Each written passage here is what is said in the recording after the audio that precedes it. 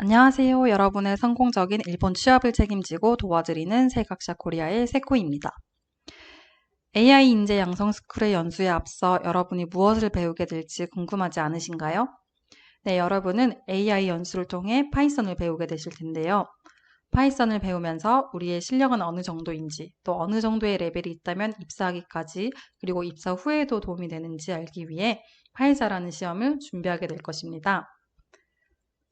파이자는 대표적인 온라인 프로그래밍 시험 중 하나로 일본 기업에 입사 및 이직을 할 때의 하나의 자격으로도 취급되는 시험인데요.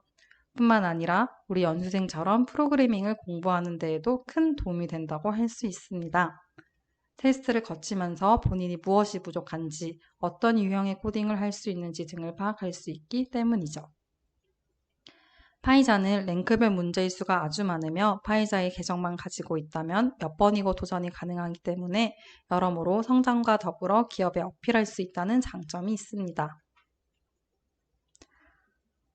파이자의 레벨 난이도는 화면과 같이 총 5개로 나뉘는데 아직 프로그래밍에 대한 지식이 깊지 않고 거의 경험이 없는 사람의 레벨인 2, 프로그래밍 기초 지식을 습득하여 완전 기초 수준의 스킬을 구현할 수 있는 레벨인 D, 다음으로 코딩의 기초적 스킬 구현 가능한 C, 실용적인 로직을 정해진 시간 내에 구현 가능한 B, 복잡한 고도의 로직을 시간 내 구현 가능한 A, 상위 2%의 실력으로 알고리즘 설계 및 구현이 가능하며 웬만한 프로그램 코딩은 소화 가능한 S로 나뉩니다. 우리 연수에서는 IT 기업에 들어갔을 때 어느 정도 준비가 된 상태라고 어필할 수 있는 최소 B레벨까지 달성 가능하도록 공부할 것이며 더 나아가 A랭크 또는 S랭크까지도 달성할 수 있을 것입니다. 파이자 시험을 치르기에 앞서 파이자는 어떤 식으로 문제가 출제가 되는지 한번 알아보도록 하겠습니다. 먼저 일본 시험이기 때문에 일본어로 문제가 출제되는데 이 시험에서는 일본어 실력이 아닌 프로그래밍 실력을 테스트하는 것이기 때문에 일본어가 아직 부족한 분들은 인터넷 번역 기능을 사용하여 문제를 풀어보는 것도 하나의 팁이라고 할 수 있습니다. 물론 일본어 공부도 열심히 해야겠죠. 언뜻 보기에 문제가 굉장히 길고 복잡해 보입니다. 하지만 이 문제는 E에서 D랭크로 올라가는 수준의 문제로 아주 간단한 문제인데요. 제일 상단에 문제의 배경이 나와 있고 그 아래 입력되는 예시가 나와 있습니다. 그리고 그 아래에는 기대하는 출력값과 조건, 그리고 입력계 1과 2가 나와 있는데요. 우리가 제일 먼저 주의 깊게 보아야 할 것은 문제이고 어떤 결과값을 내야 하는지겠지요. 여기서 출제된 문제는 여러분이 연필을 산다고 가정하였을 때 여러분이 구입한 연필의 다스수에 따른 결과값을 구하라는 문제인데요. 그 값에 연필의 개수를 정수로 출력하고 필요 없는 문자나 공백 등은 포함하지 않는 것이 기대되는 출력값입니다. 먼저 사람마다 연필의 구입 개수가 다르기 때문에 매번 그 결과값도 달라질 건데요.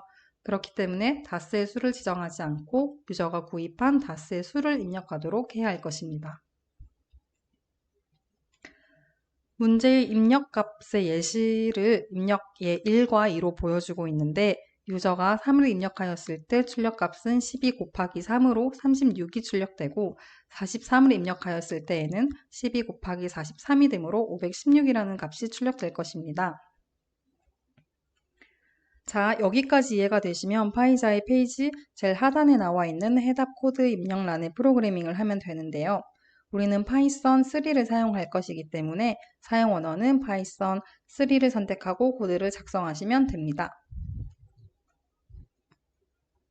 작성한 답변을 제출하기 전에 제출 전 동작 확인을 눌려 여러분이 쓴 코드를 제대로 작동하는지 정답이 맞는지 확인을 한번 해줍니다.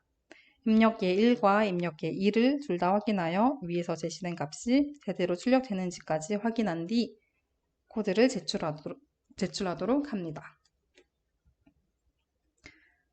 코딩에는 다양한 작성법이 있고 출력값을 내기 위한 많은 케이스들이 있기 때문에 우리가 제출한 답변으로 파이자가 자체적으로 여러 케이스에 넣어 잘 작동되는지 확인한 후 문제가 없다면 통과하게 됩니다.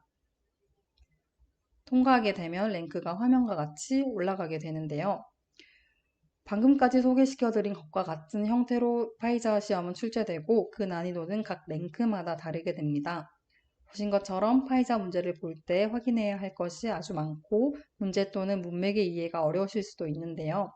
하지만 많이 풀어보면서 본인과 맞는 문제 유형을 찾고 그 문제를 해결하면서 랭크를 올려가는 것도 하나의 방법이니 참고하시어 문제를 풀어보시길 바랍니다. 그럼 첫 강의 수고 많으셨고 저희는 다음 시간에 만나 뵙도록 하겠습니다. 감사합니다.